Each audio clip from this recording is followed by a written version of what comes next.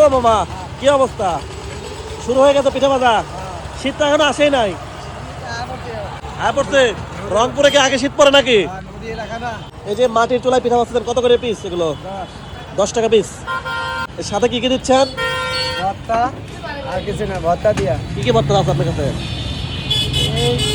ভর্তা হইলো মরিচ, পেঁয়াজ, রসুন, শুটকি এক রকমেরই ভর্তা না? রংপুরে তাড়াতাড়ি শীত চলে এলো মামা। এখানে শীত একটু আগে আসে আগে যায় না কেমন? না, শুরু হয়ে গেছে শীত। শীত লাস্টে যাইবে, এটা নদী না, যাই এদিকে নদী ওদিকে নদী, ও, নদী এলাকা তো। এটা হয়ে গেছে। আর দেখতে পাচ্ছেন বন্ধুগণ, শীত শুরু হতে না হতেই কিন্তু তৈরি হচ্ছে চিতই পিঠা। হয়ে গেছে মামা এটা। তবে কিরকম পিঠা বিক্রি হয় প্রতিদিন মামা? না, এখন তো কম না, মানুষের হাতে টাকা পয়সা কম তো, আচ্ছা। কম বেশি হয়, 2-4 কেজি চাল বিক্রি করা যায়।